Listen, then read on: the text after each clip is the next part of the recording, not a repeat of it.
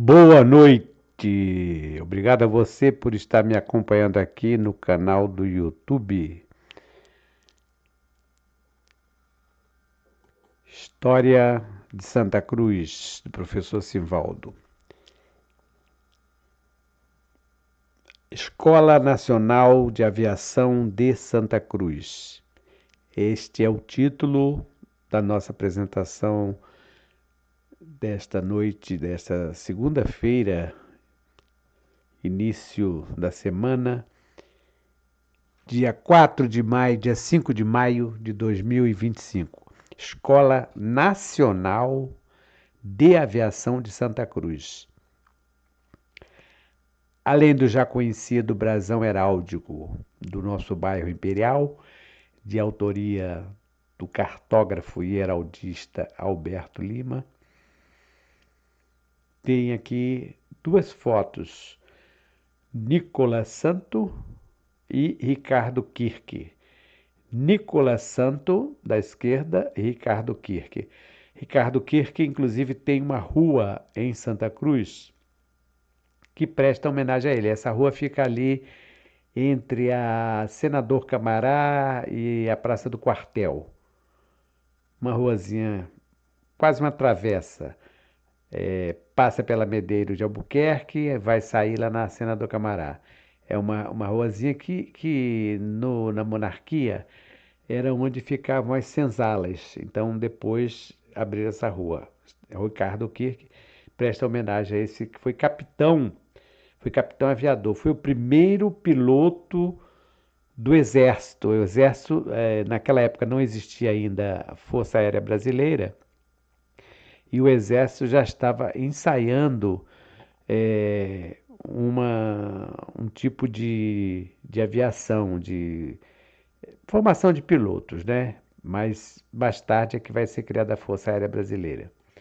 Então nós estamos falando aqui de um período em que não se imaginava, não se pensava ainda em base aérea de Santa Cruz, em Força Aérea Brasileira, porque isso aqui nós estamos falando de 1913, praticamente no início da aviação em todo o mundo.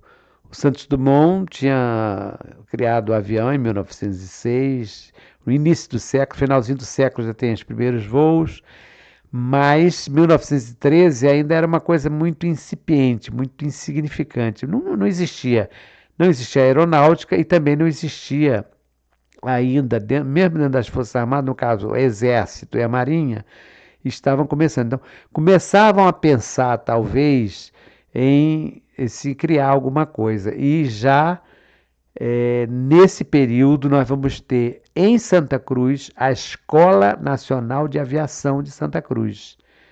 Vou repetir, Escola Nacional de Aviação de Santa Cruz.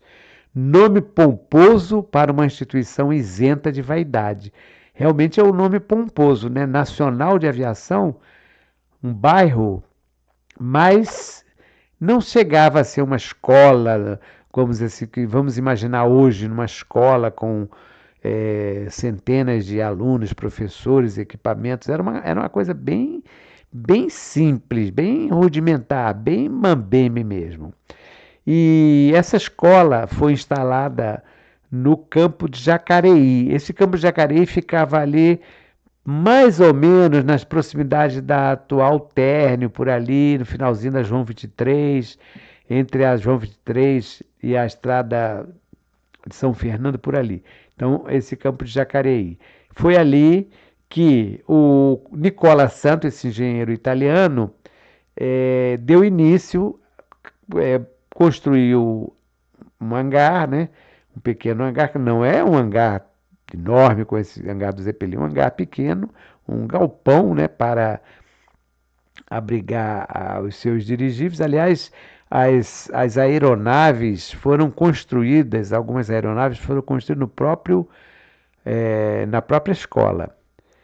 Aviação Nacional. Aqui já é uma nota de um jornal de 1915, chamado Jornal Época. Aviação Nacional. Prossegue com bastante intensidade a montagem de uma nova escola de aviação em Santa Cruz, Veja, uma nova escola é porque anteriormente existiu uma outra escola também, que era a Escola de Aviação Nacional, não, a Escola Brasileira de Aviação do Brasil, lá no Campos dos Afonso. Brevemente, alguns oficiais do nosso Exército, ex-alunos da extinta Escola Brasileira de Aviação, que é exatamente essa escola que funciona lá, farão ali voos para adquirir o diploma de piloto. E realmente vão ser realizados esses voos, inclusive com a entrega de brevet, né? Mas, como eu disse lá, é um nome pomposo porque não foi uma escola assim tão grandiosa, era uma escola realmente bem simples. A Escola Nacional de Aviação de Santa Cruz foi idealizada e fundada pelo engenheiro italiano Nicola Santos, que 3 anos antes havia participado com integrantes do Aeroclube Brasileiro da criação da Escola Brasileira de Aviação, com base no Campo dos Afonsos, cujo presidente foi o capitão Ricardo Kirk. Voltarei a falar desse capitão Ricardo Kirk, como tem uma rua com o nome dele aqui, e ele morreu em uma atividade aérea. Esse aeroclube brasileiro que tomava as iniciativas. Naquela época, como não existia a Força Aérea Brasileira, não existia uma aeronáutica militar, essas iniciativas partiam de pessoas, de civis, no caso o engenheiro Nicola Santos era um civil. Brasil criando asas. Fundou-se no Rio a Escola Nacional de Aviação com sede em Santa Cruz. Uma palestra com o aviador brasileiro Egon de Abreu Pinto, piloto da nova escola. Vejam que está tudo escrito como naquela época, né? Isso aqui é anterior à reforma ortográfica de 1934, por isso é Brasil com Z, criando, em vez de criando, asas com Z. E tem a foto aqui do Egon de Abreu Pinto, que foi um desses precursores, aviador patrício.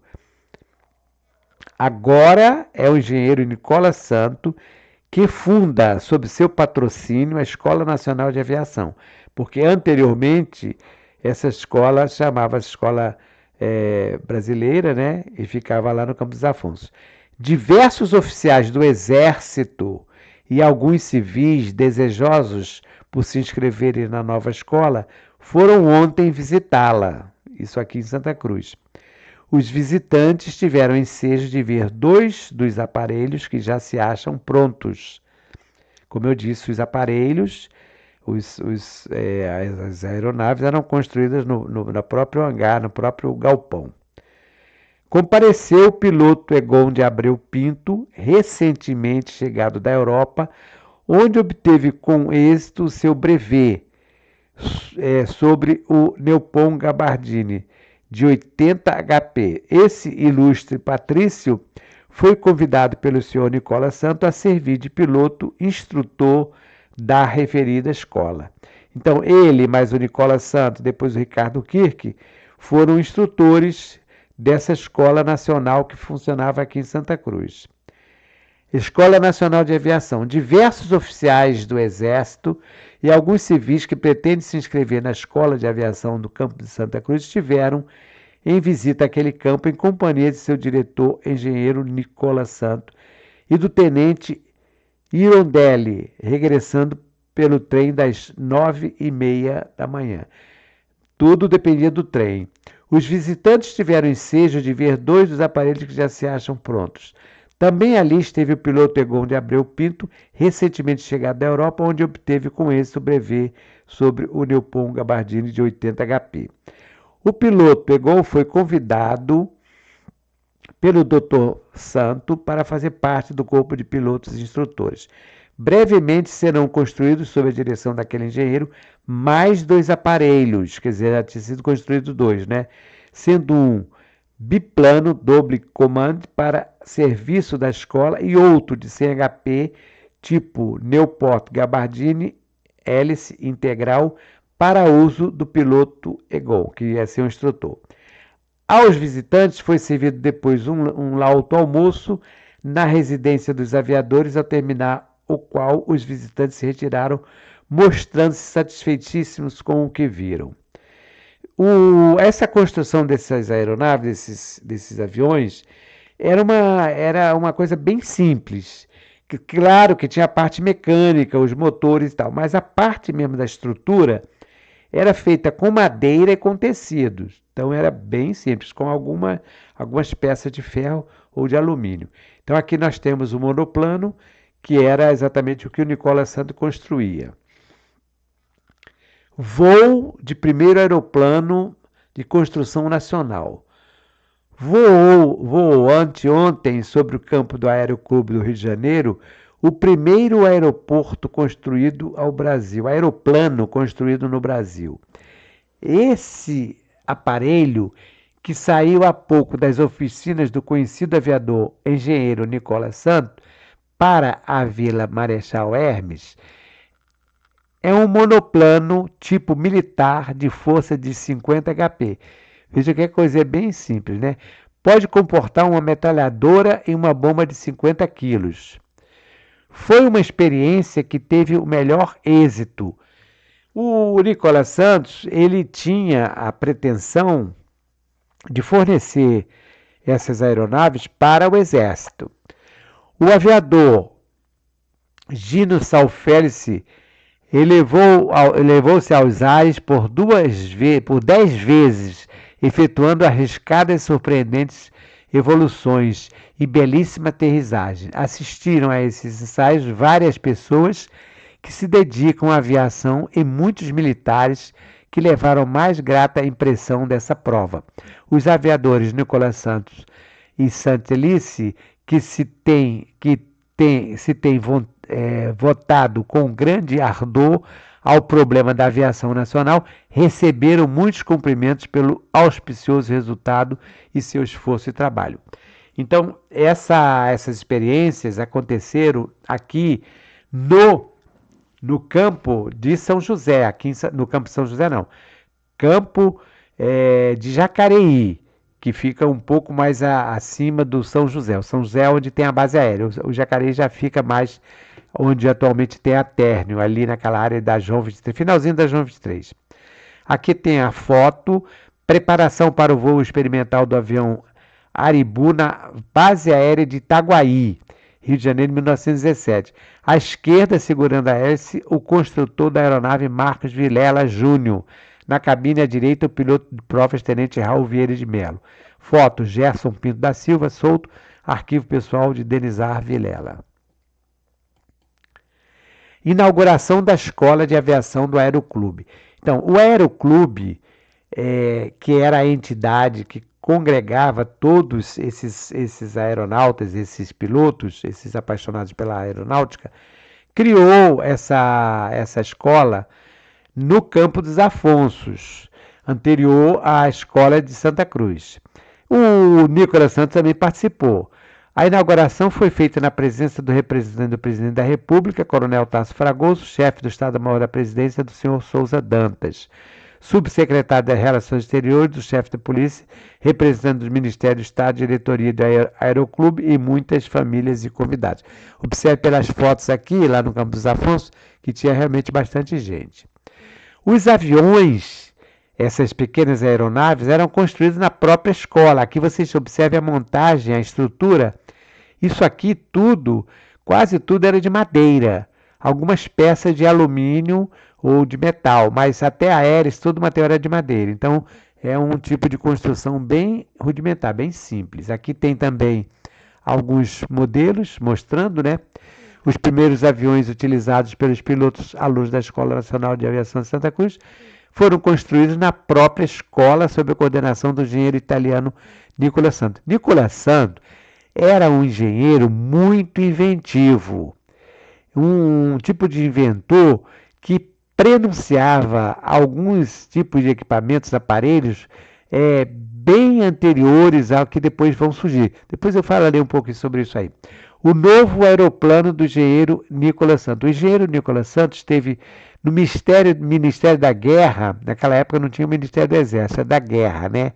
Onde foi apresentar ao titular daquela pasta o plano detalhado da construção do seu aeroplano de reconhecimento, aparelho da força de 100 a 250 cavalos, dispondo de grande velocidade e de grande campo de dirigibilidade, sendo por isso um dos melhores aparelhos até agora conhecidos. O senhor ministro da Guerra mostrou-se muito interessado com a exposição que aquele engenheiro lhe fez. Tenente do Exército Raul Vieira de Mello, o primeiro piloto a conquistar o brevet pela Escola Nacional de Aviação de Santa Cruz. Aviação no Brasil. Pilotando um aparelho de 60 HP, Nicolas Santos, o tenente do Exército Raul Vieira de Mello, realizou ontem pela manhã, no aeródromo da Escola Nacional de Aviação de Santa Cruz, a prova preliminar para a aquisição do brevet de aviador.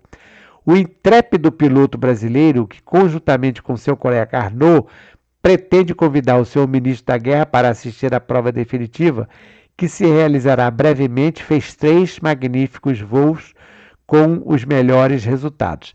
Então aqui já é uma prova, uma demonstração de que a escola estava funcionando mesmo, inclusive já com a prova e a preparação de pilotos, né? Tem aqui a foto do Raul Vieira, um recorte daquela foto que eu coloquei lá na frente, na aeronave. Aviação do Brasil. Comunica-nos o diretor da Escola Nacional de Aviação de Santa Cruz, o Nicolas Santos, né? Que prosseguem com toda a regularidade os seus trabalhos nas oficinas e no aeródromo, achando-se prontos aparelhos e quase concluídas as obras do primeiro andar do edifício. A escola abrirá brevemente seu curso. Veja que é de 14 de maio de 1916. Já em agosto era formado o primeiro piloto, né? Aqui já é de 10 de abril de 1916, é anterior. Diversos oficiais do Exército e alguns civis que pretendem se inscrever na Escola de Aviação do Campo Santa Cruz estiveram em visita àquele campo em companhia de seu diretor, engenheiro Nicolas Santos, e do tenente Irondelli, regressando pelo trem das 9h30. Aqui tem a foto do Ricardo Kirk, que esteve ao lado do engenheiro Nicolas Santos na Escola Nacional de Aviação de Santa Cruz, e tem aqui no nosso bairro uma pequena rua, que presta homenagem ao capitão Ricardo Kirk, a rua Capitão Ricardo Kirk, morto no dia 1º de março de 1915, quando fazia reconhecimento de uma região do contestado entre os estados do Paraná e de Santa Catarina. O Ricardo Kirk, ele já era militar do Exército e esteve na França fazendo curso de pilotos. Naquela época, como eu já informei, não existia aeronáutica, então existiam alguns aviadores, alguns pilotos do Exército, mas no Exército não tinha equipamento, não tinha nada. Inclusive tem até uma discussão, até o próprio Ricardo Kirk falando sobre a falta de apoio, porque como estávamos começando ainda com a aviação militar e civil também, não havia ainda, vamos dizer, não se acreditava muito nisso. Então, os governos não investiam nem pesquisas, nem para nada. Quando aparecia, por exemplo, como no caso do Nicolas Santos, o que tem de importante que nós precisamos enfatizar é que ele partia para a iniciativa própria. Então, ele saía atrás de recursos, inclusive fazendo tipo aquela vaquinha, buscando ajuda, apoio das empresas. Era uma coisa incrível, porque não havia orçamento de governo nenhum para que pudesse dar início a esse tipo de atividade de aviação. Essa publicação aqui ao lado é de uma revista que fala sobre a morte do aviador, o capitão Ricardo Kirk. Veja que nesta foto ele já está um pouquinho diferente. Mas o Ricardo Kirk, ele saiu para uma missão na chamada Guerra do Contestado. foi uma contestação que houve em relação à divisa, né, às fronteiras entre os estados do Paraná e de Santa Catarina. Então aconteceu realmente uma, entre aspas aqui, uma verdadeira guerra. E o exército então esteve lá. E na época o capitão Ricardo Kiko foi designado para fazer um levantamento, uma espécie de uma observação, né, de fotografar e tudo mais. E nessa atividade ele acabou morrendo, tanto que depois ele foi escolhido para ser, ele é o patrono da aviação militar no Brasil. Não é patrono da Força Aérea Brasileira, é patrono da aviação militar do Exército. O Nicolas Santos, além de engenheiro apaixonado pela aviação, era também um inventor proativo. Criou alguns projetos e alguns aparelhos com características antecipatórias. Por exemplo, o telefone celular. Claro que não é um telefone celular como o de hoje, mas ele já antecipava como seria o telefone celular. Tem, inclusive, já fiz uma apresentação sobre isso aqui no canal do YouTube. Quem se interessar em saber sobre as invenções do Nicolas Santos, procure aí no canal do YouTube essa minha apresentação, porque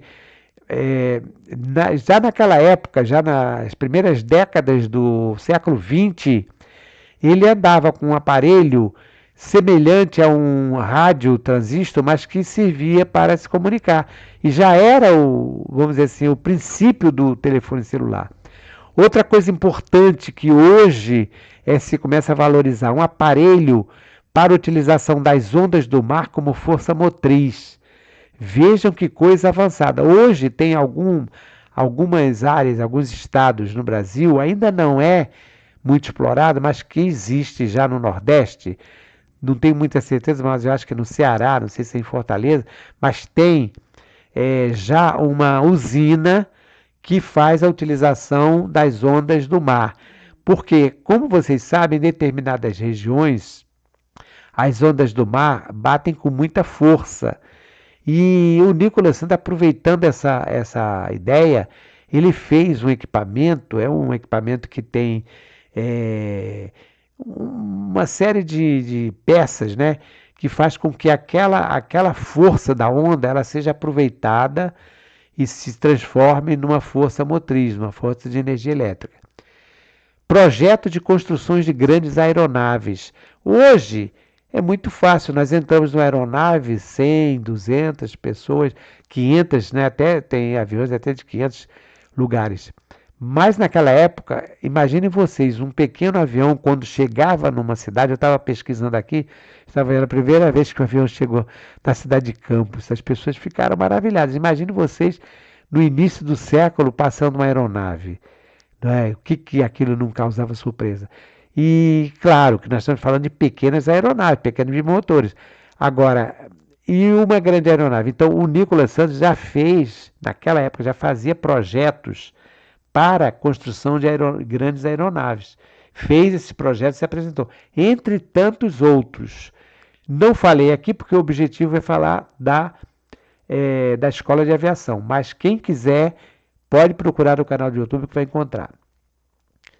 O invento italiano. Aqui está falando de uma invenção que ele utilizava para o aparelho para detectar algum tipo de náufrago, né?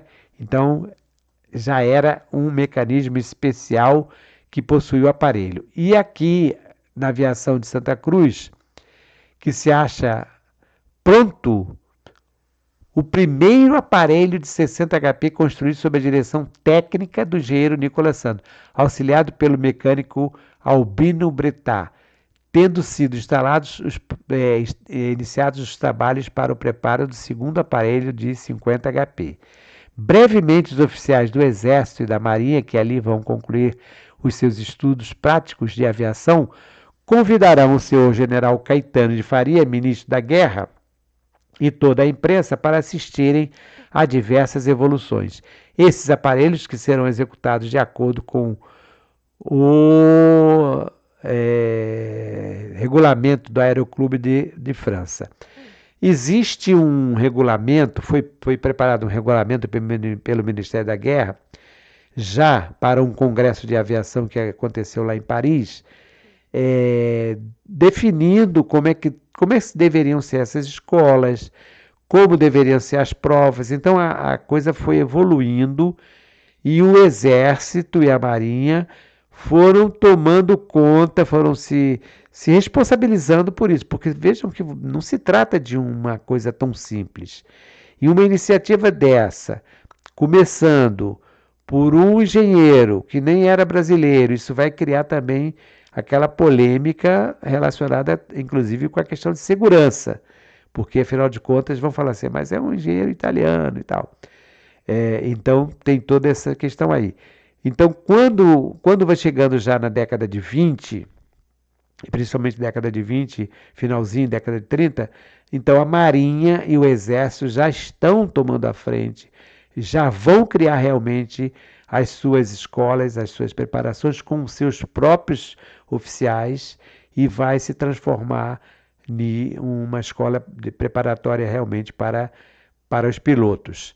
E é claro que as iniciativas como do Nicolas Santos, do próprio capitão Ricardo Key, que já tinha morrido em 1915, e de outros, mas principalmente do Nicolas Santos, essas vão ficando de lado, porque aí tudo isso que ele levava para o Exército e para as empresas, os outros ministérios, não vão querer mais ajudar, porque afinal de contas é uma iniciativa quase de cunho particular. Não, quase de cunho particular, era de cunho particular, embora ele conseguisse ajuda. Então, realmente nós temos aí uma escola nacional de aviação.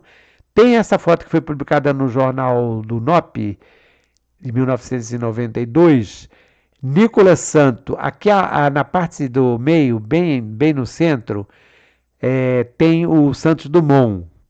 Aqui, a partir da direita, o quarto no centro é o Santos Dumont. E ao lado dele é o Nicolas Santos. Em companhia de outros precursores da aviação e também pilotos, estiveram em Santa Cruz, no Campo de Jacareí. Essa é uma foto que pertenceu ao escritor Hermínio Melo Ferreira, que do AUNOP, foi publicada para o NOP. Partiu também do engenheiro italiano, do Nicolas Santos, iniciativas para escrever os primeiros ensaios sobre a viabilidade e melhor indicação da área do Campo de São José para a construção do hangar do Zeppelin. Então, quem pesquisa sobre o hangar do Zeppelin, como ele foi construído, vai encontrar lá no início a participação do Nicolas Santos, porque o Nicolas Santos ele se envolvia em todos esses pontos. Ele foi realmente um inventor de grandes realizações. Agora, como eu escrevi lá, como eu apresentei já fiz essa apresentação sobre o Nicolas Santos, só falando aqui. Lamentavelmente, ele era engenheiro, era italiano, mas acabou morrendo pobre, paupérrimo. Para vocês terem uma ideia, ele morreu aonde? Ele morreu num quarto cedido pelo médico, o doutor José Antônio Ciraldo, que era o diretor do Hospital Pedro II, reconhecendo a importância e o valor do Nicolas Santos, permitiu que um quarto, uma dependência, né, lá no hospital, fosse cedido para ele. Então, nesse quarto, ele viveu os últimos dias da sua vida, frequentava muito a igreja, cheguei a vê-lo, ainda era guri, eu era coroinha, conversando porque ele era italiano, ia lá, conversava em francês, conversava em italiano com o padre Guilherme, andava com a medalha, porque ele tinha sido condecorado pelo Ministério da Aeronáutica, e eu achava aquilo interessante, porque ele estava sempre de paletó, gravata, como naquele tempo era muito comum, e ele andava com aquela medalha. Morreu, como eu disse, paupérrimo, só não morreu como indigente, porque o doutor José Antônio Ciraldo o acolheu.